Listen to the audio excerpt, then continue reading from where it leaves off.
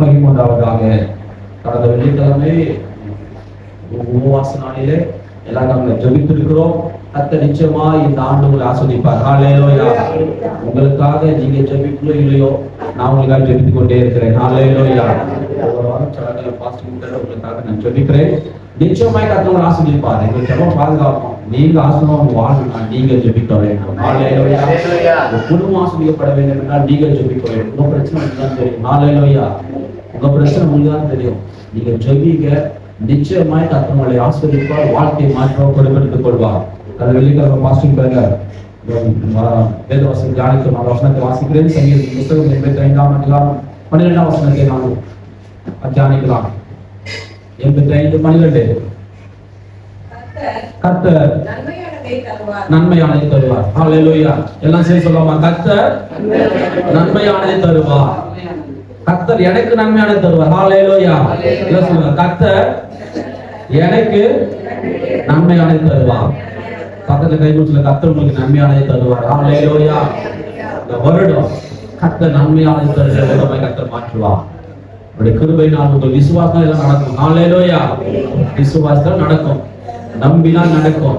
பயபக்தியா இருந்தா நடக்கும். ஹல்லேலூயா. அவர் ஒருபோது ஒரு நாள் நமக்கு செய்ய வேண்டாம். இஸ்ரவேலை ஆசீர்வதிப்பதை கர்த்தருக்கு பிரியம். நம்மளை எல்லாரும் ஆசீர்வதிக்கணும். அவருக்கு வாஞ்சை உள்ளவரா இருக்கிறார், விருப்பம் உள்ளவரா இருக்கிறார். நாம தான் விட்டு கொடுக்காமல் இருக்கிறோம். அவரை உங்களை உயர்த்தணும், அவரை ஆசீர்வதிக்கணும், அவரை மேம்படுத்தணும். நீங்க மகிழ்ச்சியா வாழன்னு ஆசைப்படுறாரு. ஆனா நாம அவர் வார்த்தைக்கு செவி கொடுக்கல, வேற்றபடி வாழாமல் இருக்கிறோம். அதனாலதான் சில காரியங்கள் இருந்தாலும் ஆண்டவர் நம்ம நடத்த வல்லமையுள்ளவராயிருக்கிறார். ஆண்டவர் இந்த வருடத்தில் நமக்கு நன்மையான தர வல்லமையுள்ளவராயிருக்கிறார். அவருடைய கரத்திலே ஒப்பு கொடுக்கும் போது, அவருடைய கரத்திலே நாம் வாழ்க்கை ஒப்பு கொடுக்கும் போது, அவர் சித்தத்துக்கு ஒப்பு கொடுக்கும் போது நிச்சயமாக அவர் நன்மையான தர வல்லமையுள்ளவராயிருக்கிறார். சனிக்கிழமை நம்ம வேண்டிய வாசித்தோம். கொலோசியர் புஸ்தகம் 2ஆம் அதிகாரம் நேற்று மாலை பொழுது 12ஆம் வசனத்தை வாசிக்கலாம். கொலோசியர் 2:12.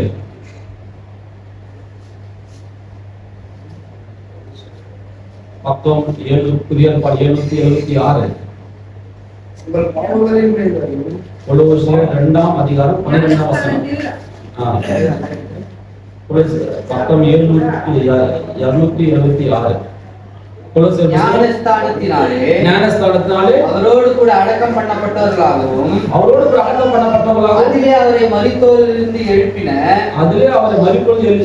தேவனுடைய செயலின் மேலுள்ள விசுவாசத்தினாலே அவரோடு கூட எழுந்தவர்களாகவும் இருக்கிறீர்கள். தியானித்தோம். நாம் வரவில்லை.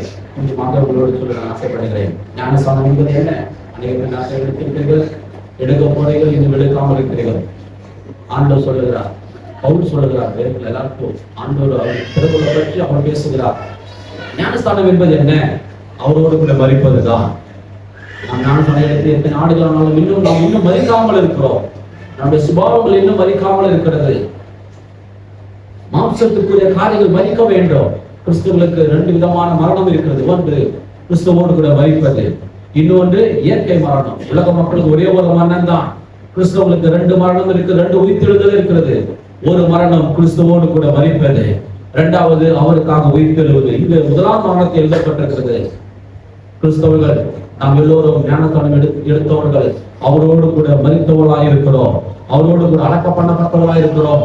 நாம் ஞானஸ்தானம் பெற்ற பின்பாடு நீங்கள் சிறு குழந்தைகள் போல இருக்கிறீர்கள். ஆனாலும் இன்னைக்கு ஞானஸ்தானம் எடுத்து எத்தனை ஆண்டுகள் ஆகிறது? 5 ஆண்டுகள் 10 ஆண்டுகள். இன்னும் நாம் சிறு குழந்தைகள் இல்லாதபடி நாளுக்கு நாள் வளர்கிற பிள்ளைகளாக இருக்க வேண்டும். முதலாவதாக தேவன் நமக்கு தருகிற ஆசீர்வாதங்கள் ரட்சிப்பு, சபைக்கு வருவது முதலாவது ஆசீர்வாதங்கள், ஆண்டவரை ஏற்றுக்கொள்வது முதலாவது ஆசீர்வாதங்கள். இந்த உலகத்தில் அநேக பேர் கிடைக்காத ஸ்லாக்கியத்தை கர்த்தர் உலகம் எனக்கும் கொடுத்திருக்கிறார். ஆண்டவர் உங்களை தேடி வந்திருக்கிறார். ஆண்டவர்களை அழைத்து வந்திருக்கிறார். எத்தனை விசுவாசிக்கீங்க? ஹல்லேலூயா. நீங்கள் தேடி வரவில்லை, அவர் உங்களை அழைத்து வந்திருக்கிறார். அவர் நம்மை உட்குறித்திருக்கிறார். முதலாவதான படி ரட்சிப்பு. அந்த ரட்சிப்பு நோக்கம் இருக்கு. 2வதாக ஞானஸ்தானம், முழுவதுமாக ஒப்பு கொடுப்பது, தேவனோடு கூட மரிப்பது. உலகத்துக்காக உலகத்துக்கு நமக்கும் சம்பந்தமே இல்லை. உலக சடங்காசாரங்கள், உலக காரியங்கள், உலக அவிசுவாசங்கள் எதுக்கு நமக்கும் சம்பந்தம் இல்லை. ஆனால் உலக மக்களை நாம் நேசிக்க வேண்டும், உலக மக்களுக்கு உதவி செய்ய வேண்டும், எல்லாம் ஒன்றுதான். ஆனால் உனக்கும் எனக்கும் வித்தியாசம் இருக்கிறது. நீங்கள் என்றைக்கு ஞானஸ்தானம் எடுத்தீர்களோ அன்றைக்கு நீங்கள் வேறு பிரிக்கப்பட்டவர்கள். ஞானஸ்தானம் என்பது என்ன? அடையாளமாக இருக்கிறது. எப்படி திருமண நிகழ்ச்சிகளை இந்துக்கள் தாலி கட்டுகிறார்கள், கிறிஸ்தவர்கள் மோதம் மாற்றுகிறார்கள், இப்படியாக ஒரு அடையாளம் இருக்கிறது. ஞானஸ்தானம் என்பது ஒரு அடையாளம். என்னை முழுவதுமாக நான் இந்த உலகத்துக்காக மறித்து தேவனுக்காக பிழைக்கிறேன் என்பதுதான் அந்த அடையாளம். இந்த ஞானஸ்தானம், இந்த ஞானஸ்தானம் ஒவ்வொருவரும் கட்டாயமாக பெற்றுக்கொள்ள வேண்டும். அடுத்த நிலைமை பரிசுத்த ஆவியானவர் அபிஷேகத்தை பெற்றுக்கொள்வது. மூன்றாவது நிலைமை பரிசுத்த ஆவியானவர் அபிஷேகத்தை பெற்றுக்கொள்வது. ஞானஸ்தானம் எடுத்தவர்கள் பரிசுத்த ஆவியானவருக்காய் காத்திருக்க வேண்டும், அபிஷேகத்துக்காய் காத்திருக்க வேண்டும், தேவனுக்காக வாழ வேண்டும், வைராக்கம் இருக்க வேண்டும். பரிசுத்த ஆவியானவர் அபிஷேகம். அடுத்த நிலைமை தேவனுக்காக வாழ்கிற ஒரு அனுபவங்கள், ஊழியத்துக்காக வாழ்கிற அனுபவங்கள். அடுத்த கனி கொடுக்கிற ஒரு வாழ்க்கை. நாம் மூலியமாக அநேக பேர் ரட்சிக்கப்படுவது, நாம் மூலியமாக அநேக பேர் ஆஸ்வதிக்கப்படுவது, நாம் மூலியமாக அநேக பேர் மனமாற்றம் அடைவது, அநேக பேர் ஆறுதல் அடைவது, அது ஒரு நிலைமை. கடைசியில பரிபூர்ண நிலைமை. ஹல்லேலூயா. பரிபூர்ண நிலைமைக்கு நாம் வர வேண்டும். இன்னைக்கு அநேக பேர் முதல் நிலைமையில இருக்கிறாங்க, இரண்டாம் நிலைமைக்கு இருக்கிறார்கள், மூன்றாம் நிலைமைக்கு இருக்கிறார்கள். தேவன் நம்மை படிப்படியாக உயர்த்த வல்லமையுள்ளவராய் இருக்கிறார். ஹல்லேலூயா. இந்த மாதத்தில் அபிஷேகத்தில் இல்லாதவர்கள் நீங்கள் உபவாசி ஜெபித்து பாருங்கள், கர்த்தர் நிரப்ப வல்லமையுள்ளவராய் இருக்கிறார். ஹல்லேலூயா. அபிஷேகத்தை பெற்றுக்கொள்ளும். அபிஷேகம் பெறுவது என்பது விலையேற பெற்றதா இருக்கிறது. கர்த்தர் நமக்கு பரிசுத்த ஆவியானவர் உலாவிக் கொண்டிருக்கிறார். அவர் சொன்னார், வேற ஒரு தேற்றவாளை உங்களுக்கு அனுப்புகிறேன். இயேசு கிறிஸ்து இந்த பூமியில அவர் பரிசுத்த ஆவியானவர் உலாவிக் கொண்டிருக்கிறார். அந்த ஆவியானவருக்கு வரும்போது நீங்கள் தைரியம் கொள்வீர்கள். ஹல்லேலூயா. உங்களுக்கு உற்சாகம் வந்து நீங்க ஊழியம் செய்வீர்கள். எப்படி? பரிசுத்த ஆவியானவர் இருக்கும்போது. நாம் ஞானமாக இன்னைக்கு அநேக பேர் வேதத்தை கற்றுக்கொண்டு பரிசுத்த ஆவி இல்லாமல் செய்வது ஒரு வெற்றியுள்ள வாழ்க்கை அல்ல. பரிசுத்த ஆவியானவர் பெற்றுக்கொண்டு செய்வது ஒரு வெற்றியுள்ள வாழ்க்கை. விசேஷ கிருபைகள் கிடைக்கும், விசேஷ தைரியம் கிடைக்கும். எங்கே நம்முடைய வாழ்க்கையில உங்களுக்கு இன்னும் வளர முடியவில்லை, இன்னும் அடுத்த நிலைமைக்கு போகவில்லை என்றால் இன்னும் பரிசுத்த ஆவியானவர் ஆலயக்குள்ளாக ஒப்புக் கொடுக்கவில்லை.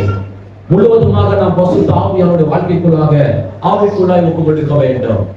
ஆகவே ஞானஸ்தானம் எடுத்தவர்கள் இந்த மாதத்திலே நீங்கள் உபவாசித்து எப்படியாவது பரிசுத்த ஆவியானவருடைய அபிஷேகத்தை பெற்றுக்கொள்ள நீங்கள் காத்திருக்கும் போது நிச்சயமாகவே கர்த்தர் நிரப்ப வல்லமையுள்ளவராக இருக்கிறார். ஹல்லேலூயா.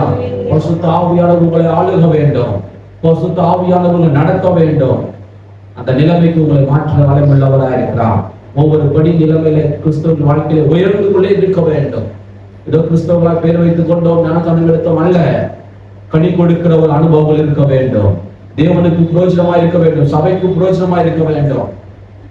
எத்தனை பேர் கடவுளுக்கு பிரயோஜனமா இருக்கீங்கன்னு தெரியல, எத்தனை பேர் சபைக்கு பிரயோஜனமா இருக்கீங்கன்னு தெரியல, குடும்பத்துக்கு எத்தனை பேர் பிரயோஜனமா இருக்கீங்கன்னு தெரியல. குடும்பத்துக்கு பிரயோஜனமா இருக்க வேண்டும். குடும்பத்தை நடத்த கர்த்தர் கிருபை தருவார். பெற்றோரை நீங்கள் தாங்குதலாக இருக்க வேண்டும், பெற்றோரை நீங்கள் சுமக்கவர்களாக இருக்க வேண்டும், பெற்றோரை நடத்தவர்களாக இருக்க வேண்டும். அவளுக்கு தாராளமாக சர்வீஸ்களாக இருக்க வேண்டும். அவளுக்கு எல்லா விதமான எப்படியெல்லாம் நாம சிறு வயதுல அவளுக்கு நம்மளுக்கு எவ்வளவு பணத்தை அவங்களுக்கு கஷ்டப்படாம நமக்காக எவ்வளவு செஞ்சிருப்பாங்க. அவங்களுக்கு உடம்பு சொல்ல ஹாஸ்பிட்டலுக்கு போவாங்க, நமக்கு உடம்பு சொல்ல ஹாஸ்பிட்டலுக்கு போயிருப்பாங்க, எவ்வளவு செஞ்சிருப்பாங்க, படிக்க வைத்திருப்பாங்க, எவ்வளவு கஷ்டப்பட்டிருப்பாங்க. நம்முடைய வாழ்க்கை பிறருக்கு புரோஜனமா இருக்க வேண்டும், பிறருக்காக குடும்பத்துக்கு புரோஜனமா இருக்க வேண்டும். எல்லாவற்றுக்கும் நாம் புரோஜனமா இருக்கும்போது நிச்சயமாக கர்த்தர் நம்மை மாற்ற வல்லமையுள்ளவராக இருக்கிறார். இந்த நாளை கூட எடுத்து வாசிக்கலாம். தானியேல் புஸ்தகம் 1ஆம் அதிகாரம் 8ஆம் வசனம். தானியேல் 1:8 வசனம். தானியேல் ராஜாவின் போஜனத்தினாலும் அவர் பானம் பண்ணும் திராட்சரசத்தினாலும் தன்னை தீட்டுப்படுத்தலாவதாக என்று தன் இருதயத்தில் தீர்மானம் பண்ணிக்கொண்டு தன்னை தீட்டுப்படுத்தாதபடி பிரதானிகளின் தலைவரிடத்தில் வேண்டிக் கொண்டார். தேவன் தானியேலுக்கு பிரதானிகளின் தலைவருக்கு தயவும் இரக்கமும் கிடைக்கும்படி செய்தார். போதும். இந்த இடத்துல ஆண்டவர் சொல்றது தீர்மானம். ஹல்லேலூயா. என்னது? தீர்மானம். இந்த வருடத்துல எல்லாரும் தீர்மானம் எடுத்துக்கிறோம். நல்ல தீர்மானம் எடுக்கணும். ஹல்லேலூயா. தீர்மானங்கள், பல தீர்மானங்கள், கெட்ட தீர்மானங்கள் இருக்கு. ரொம்ப தீர்மானம் கெட்ட தீர்மானம்லாம் இருக்கு. அவன் எப்படியாவது பழிக்கு பழி வாங்கணும், அதுவும் ஒரு தீர்மானம் தான். எப்படியாவது அவனை அவமானப்படுத்தணும் என்பது அதுவும் ஒரு தீர்மானம் தான். அந்த தீர்மானம் அல்ல. அந்த தீர்மானம் எல்லாருக்கும் ஈஸியா நடக்கும், எல்லாருக்கும் கைப்பிடி வரும். நாம் எடுக்கிற தீர்மானங்கள் பிறகு புரோஷமுள்ள தீர்மானங்களா இருக்க வேண்டும். தானியேல் அவங்களாம் ஒரு தீர்மானம் எடுக்கிறாங்க. உலகத்துடைய உணவுகளை தீட்டுப்படுத்தக்கூடாது என்பதற்காக ஒரு தீர்மானம். இன்னைக்கு புதிய ஏற்பாடு காலம் இருக்கு. நம்ம எதெல்லாம் சாப்பிடணும். ஹல்லேலூயா. ஆண்டவர் இதெல்லாம் எதெல்லாம் சாப்பிடணும், ஒன்றும் பிரச்சனை கிடையாது. பாருங்க, புதிய ஏற்பாட்டுக்குள்ள இருக்கிறோம். நமக்கு அந்த தீர்மானம் அல்ல, இதை சாப்பிடக்கூடாது அது சாப்பிட தீர்மானம் அல்ல. கர்த்தரை போல் வாழ்கிற தீர்மானம் இருக்க வேண்டும். ஹல்லேலூயா. தேவனை போல் வாழ்கிற ஒரு தீர்மானம் இருக்க வேண்டும். அவரை போல குணங்கள் இருக்கிற ஒரு தீர்மானம் இருக்க வேண்டும். ஆவிக்குரிய வாழ்க்கையில வளர வேண்டும் என்ற தீர்மானம் இருக்க வேண்டும். இந்த தீர்மானங்களை நீங்க எடுக்கும் போது பாருங்க, இதுக்கு மற்ற இடத்துல அந்த தீர்மானத்தை சொல்லிட்டு கேட்கிறாங்க. அடுத்த வசனம் சொல்லுகிறது, கர்த்தர் அவங்க இடத்துல தயவு கிடைக்க செய்தார். இந்த தீர்மானத்தை மற்றவர்கள் கேட்கிறாங்க, நாங்கெல்லாம் சாப்பிடக்கூடாது, நாங்க தீர்மானம் பண்ணிருக்கோம், தயவு செய்து உதவி செய்ய சொல்றது. கர்த்தர் அந்த மனிதத்துல பேசி அவங்க உதவி செய்யலாம். ஒரு மனிதத்திலே தீர்மானத்தை கேட்கும் போது கர்த்தர் உதவி செய்யும் போது, ஆண்டவருக்கு நம்ம தீர்மானத்தை கேட்கும் போது நிச்சயமாக அவர் நமக்கு உதவி செய்ய வளர்க்கிறார். ஹல்லேலூயா. தீர்மானங்களை ரொம்ப பேர் தீர்மானம் எடுப்போம், 2 நாள் 3 நாள் விட்டுடுவோம். அது ஒரு ஆக்சிடென்ட் போல, கீழே விழுந்த போல. சில பேர் ஒரு நாள் விட்டு விட்டு தீர்மானத்தை அப்படியே கண்டினியூ பண்ணுவாங்க. தீர்மானத்துல சில நேரத்துல விபத்தில் ஏற்பட செய்யலாம் செய்யும். முடித்தறிஞ்சாலும் கரெக்டா போகவே முடியாது. முடித்தறிஞ்சாலும் நமக்கு சரீரம் ஒத்துழைக்குமா என்பது தெரியாது. முடித்தறிஞ்சதுனால நேரங்கள் நமக்கு ஒத்துழைக்குமா என்பது தெரியாது. ஆகவே நம்முடைய தீர்மானத்திலே 1 நாள் 2 நாள் 3 நாள் விட்டுவிட்டாலும் மீண்டுமாக அந்த தீர்மானத்துக்குள்ள நாம் கடைபிடிக்க வேண்டும். ஹல்லேலூயா. ஜெபிக்கிறோம், இந்த தீர்மானம் சில நேரத்தில் விட்டுவிட்டால் மீண்டுமாக அதை நாம் செயல்படுத்த வேண்டும். சபைக்கு வருகிற காரியங்களிலே, ஊழியத்தின் காரியங்களிலே திடீர்னு ஒரு நாள் ஒரு தீர்மானங்கள் நம்மளுக்கு விசாரிச்சுன்னா அதோட விட்டக்கூடாது. ஹல்லேலூயா. இன்னைக்கு விட்டுட்டுமே அதோட போகக்கூடாது. தீர்மானத்திலே உறுதியா இருக்க கர்த்தர் கிருபை தருவாராக. நாம் தீர்மானம் எடுக்கும் போது நம்முடைய வாழ்க்கையில சில தீர்மானங்களே செய்ய முடியாதபடிக்கு நம்முடைய வாழ்க்கையில் இருக்கலாம். ஆனா கர்த்தர் இந்த காலவெளியில அவர் நமக்கு துணையா இருந்து தீர்மானத்துக்கு உதவி செய்ய வல்லமையுள்ளவராய் இருக்கிறார். ஹல்லேலூயா. எந்த விதமான தீர்மானம் எடுங்க, அந்த தீர்மானம் பிறருக்கு பிரயோஜனம் உள்ளதா இருக்கிறதா, சபைக்கு பிரயோஜனம் உள்ளதா இருக்கிறதா, குடும்பத்துக்கு பிரயோஜனம் உள்ளதா இருக்கிறதா, உங்களுக்கு பிரயோஜனம் உள்ளதா என்பதை நீங்கள் எண்ணி பாருங்கள். ஹல்லேலூயா. இந்த இடத்துல ஒரு தீர்மானம் எடுக்கணும். நம்ம நேரத்தை கரெக்டாக செலவிட வேண்டும். ஹல்லேலூயா. புதிய ஏற்பாடு சொல்கிறது, நாட்கள் பொல்லாதா இருக்கிறதை காலங்களை பிரயோஜனப்படுத்திக் கொள்ளுங்கள். ஆமென்.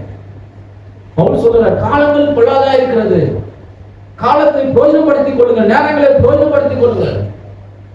எல்லாம் திரும்பி சம்பாதிக்க முடியும், நாட்கள் சம்பாதிக்கவே முடியாது, காலங்கள் சம்பாதிக்கவே முடியாது.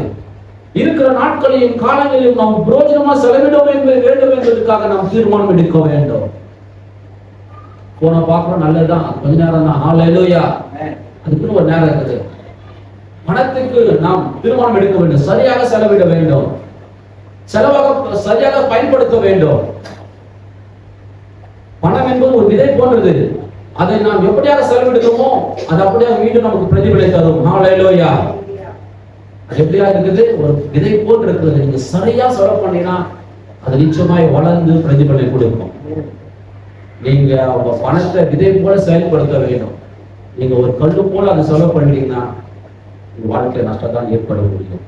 அதுக்கு நீங்க அந்த கல்லுக்கு என்னதான் தண்ணி ஊற்றினாலும் என்னதான் கஷ்டப்பட்டாலும் ஒண்ணும் உட்படவே முடியாது. ஆனா நம்ம கையில கொஞ்சம் பணத்தை ஞானமா தேவனுக்கு என்று கர்த்தருக்கு என்று எதற்கு பிரோஜனமா செயல்படுத்த முடியுமோ நீங்க அதுக்காக பிரோஜனப்படுத்தி பாருங்க. அந்த பணம் உங்களுக்கு தெரியாமலே வளர்ந்து கர்த்தருக்கு பிரதிபலன் கொடுக்க வளையுள்ளவராக இருக்கிறார். இன்னைக்கு வேணா நீங்க சொல்லப்படலாம், பார்க்கலாம், மொத்தமா இருக்கலாம், கவலைப்படாதீங்க. ஒரு நாள் நிச்சயமாய் தேவனுக்காக கொடுத்தது யாரோ வீணாய் போன சரித்திரமே கிடையாது. ஏழைகளுக்கு கொடுத்ததுக்காக சரித்திரமே கிடையாது. எவ்வளவாய் நீங்கள் இறங்கி செயல்படுகிறீங்களோ, எவ்வளவாய் நீங்கள் சரியாக உங்க பணத்தை செலவிடுகிறீங்களோ நமக்கு தேவையானதை கர்த்தர் கொடுப்பார். ஹல்லேலூயா. இந்த ட்ரெஸ் வேணா யாரோ வாங்கி தருவாங்க. ஹல்லேலூயா. அதுக்காக நீங்க ரொம்ப செலவு பண்ணி போய் செய்யாத. ரட்சிக்கப்படாத ஒரு இந்து பெண் சொன்னார் பாருங்க, நான் ஒரு ஷர்ட் வாங்கினா 7000 ரூபாய், ஒரு ஷூஸ் வாங்கினா 8000 ரூபாய் வாங்குவேன். இதெல்லாம் யோசித்து பார்த்து யாருக்கு என்ன பிரயோஜனம்? நான் வாங்குறதால எல்லாம் கம்மி ரேட்லயும் வாங்கி போடலாம், அதனால ஒன்றும் பிரச்சனை இல்லை. என்னை மாற்றி போட்டேன். அவ்வளவு வெளியேறு முடியாத நான் அந்த ட்ரெஸ் எல்லாம் நான் வாங்குறதை குறைத்து கொண்டு அந்த பணத்தை வைத்து ஏழைகளுக்கெல்லாம் உதவி செய்ய ஆரம்பித்தேன். இன்னைக்கு அவர் செய்கிற அந்த தொழில இந்த போலீஸ்ல ஒவ்வொரு படியாக உயர்த்து கொண்டே இருக்கிறார். பாருங்க, நம்முடைய வாழ்க்கையில நமக்கு ஒரு தீர்மானம் இருக்க வேண்டும். ஹல்லேலூயா. நமக்காக எல்லாத்தையும் வாங்குறதை பார்க்கிறோம், பிறருக்காக நாம் செய்ய வாஞ்சோலா இருக்க வேண்டும். அது உங்களுக்கு மறைமுகமாக விளைச்சல் தரும். ஹல்லேலூயா. நீங்க எதை குறித்து கலங்காதீங்க. நேரத்தை கரெக்டாக செலவிடுங்க. தேவ சமூகத்தில் செலவிடும் ஒவ்வொரு நிமிடம் வீணாய் போவதே கிடையாது. தேவ சமூகத்தில் செலவிடுற ஒவ்வொரு நிமிடம் வீணாய் போவதே கிடையாது. கடந்த வருடத்துல எவ்வளவு நேரத்தை செலவிட்டு மகிழ்ச்சியான நேரங்கள் நமக்கு வேண்டும் தான். நம்மிடத்துல பேசுவது, உறவாடுவது எல்லாம் முக்கியமானதான். சில பேர் நேரத்தை வேலை செலவிடுவார்கள். கடைசியா பார்த்தா ஒண்ணுமே இருக்காது. நண்பர்கள் வேண்டும், உறவுகள் வேண்டும், மக்கள்கள் வேண்டும், மனிதர்கள் வேண்டும். ஆனா அந்த நேரத்தை கரெக்டாக செலவிட வேண்டும். ஹல்லேலூயா. ஒரே நாள் எல்லாத்தையும் ஒரே நாள் ஒரு இடத்துக்கு போன ஒரு நாள் முழுவதுமா செலவிடக்கூடாது. போனோமா பார்த்தோமா 5 நிமிஷம் பேசிட்டு வந்துட வேண்டும். ஹல்லேலூயா. காலங்களையும் நேரங்களையும் நாம் கரெக்டாக செலவிட தீர்மானம் பண்ண வேண்டும். ஹல்லேலூயா. உழைக்க நாம் தீர்மானம் செய்தல்ல வேண்டும். ஞானமாய் வாழ தீர்மானம் செய்தல்ல வேண்டும். ஒரு வேலையை எப்படி செய்தால் சுலபமாக முடியும், எப்படி செய்தால் பிறகு புரோஜனமா இருக்க வேண்டும் என நாம் தீர்மானம் செய்ய வேண்டும். சொல்ற வேலை செய்வது எல்லாரும் தான் செய்யறாங்க. ஆனா நம்ம செய்கிற வேலைகளை தீர்மானத்தோடு கூட கரெக்டாக நான் ஆண்டவரை இந்த வேலை செய்யறா எப்படி புரோஜனமா இருக்கும், எவ்வளவு பீக்கப் பண்ணணும், எப்படி திறமையா பண்ணணும், எப்படி சரியா செய்யணும், அந்த வேலைகளை நாம் ஆண்டவரை கேட்க வேண்டும். ஆண்டவரே, ஒவ்வொரு வேலையும் நாங்கள் சிறப்பாக செயல்பட கிருபை தருவீராக, ஞானமாக செயல்பட கிருபை தருவீராக. ஒரு தீர்மானத்தோடு கூட நேரத்தின், காலங்களில், பணத்தின் எல்லாவற்றையும் இந்த வருடத்தில் நாம் ஜாக்கிரதையா செலவிட கர்த்தர் நமக்கு தீர்மானத்தை நாம் தீர்மானம் எடுக்கும் போது கர்த்தர் உங்களுக்கு உதவி செய்ய வல்லமையுள்ளவராக இருக்கிறார். ஆகவே கர்த்தருடைய கருத்தில் ஒப்பு கொடுப்போம், கர்த்தருடைய சமூகத்தில் ஒப்பு கொடுப்போம். எதை குறித்து கலங்காதீர்கள், உங்களுக்கு இல்லை என்று கவலைப்படாதீங்க. கர்த்தர் கொடுக்க வல்லமையுள்ளவராய் இருக்கிறார். மாசம் 31 எவ்வளவு பணம் வச்சு அக்கௌண்ட்ல பார்த்தா கடைசி பார்த்தா 0 பேலன்ஸ் இருக்கு. எது குறித்தும் கலங்கோட கர்த்தர் கொடுக்க வல்லமையுள்ளவர். 2 மணிக்கு பார்த்தா வீட்டுமாக போக எல்லா தேவை சந்திக்கிறார். ஹல்லேலூயா. எதை குறித்து நாம ஊழியக்காரர்களுக்கு அதான் சொல்லுவாரு, ஊழியக்காரர்களுக்கு சேமிப்பு என்பதே இல்லை, ஊழியக்காரர்களுக்கு சேமிப்பு என்பதே கிடையாது. எங்களுக்கெல்லாம் நாங்களாம் சேமித்து வச்சு அவ்வளவுதான் வாழ்க்கையில. ஹல்லேலூயா. சேமிப்பு என்பதே கிடையாது. ஆனா நீங்களாம் கரெக்ட் பணத்தை ஜாக்கிரதையாக செலவிட வேண்டும். ஹல்லேலூயா. எங்களுக்கு ஒரு கட்டுப்பாடு, உங்களுக்கு ஒரு கட்டுப்பாடு. எங்களுக்கு கர்த்தரையே நாங்க நம்பி, நீங்களும் கர்த்தரை நம்பினா நிச்சயமா செய்வார். ஹல்லேலூயா. நாங்க சேமித்து வைக்க வேண்டிய அவசியம் கிடையாது. கர்த்தரே எங்களுக்கு ராஜாவா இருக்கிறார், அவரே எங்களுக்கு ஓனரா இருக்கிறார். என்ன தேவைகளோ அவர் கொடுக்க வல்லமையுள்ளவரா இருக்கிறார். ஹல்லேலூயா. ஆனா நீங்கள் செலவிடும் போது ஜாக்கிரதையா நேரமாய் கரெக்டாக செலவிடும் போது நிச்சயமாய் கர்த்தர் நடத்த வல்லமையுள்ளவராக இருக்கிறார். ஆகவே இந்த தானியேலை போல நாம் ஜாக்கிரதை உள்ளவர்களாக செலவிட வேண்டும். காலங்களை பிரயோஜனப்படுத்த வேண்டும். நாட்கள் பலதா இருக்கிறது, ஓடிக்கொண்டே இருக்கிறது, வருடங்கள் நாட்கள் ஓடிக்கொண்டே இருக்கிறது. நாம் யாருக்கு என்ன செய்திருக்கிறோம், தேவனுக்கு என்ன பிரயோஜனமா இருந்திருக்கிறோம், வயதான் ஆகி கொண்டிருக்கிறது, பிரயோஜனமே கிடையாது. ஹல்லேலூயா. ஆனா இன்னைக்கு நம்ம வாழ்க்கை ஒப்பு கொடுக்கும் போது நம் குடும்பத்துக்கு முன்னாடி நம்ம பிரயோஜனம் உள்ள கர்த்தர் மாற்றுவார். ஹல்லேலூயா. நீங்க சம்பாதிச்சு உங்க தகப்பனுக்கு கொடுத்துப்பாங்க, அதோட ஒரு பெரிய சந்தோஷம் எதுவுமே கிடையாது. அவனுக்கு நீங்க செலவு பண்ணிப்பாங்க, அதோடைய ஆசீர்வாதம் எதுவுமே கிடையாது. இதுக்கும் யாராவது செலவு பண்ற குடும்பத்துல இருக்கிற செலவு செய்ய வேண்டும். கர்த்தர் நம்மை நடத்த வல்லமையுள்ளவராக இருக்கிறார். போதுமான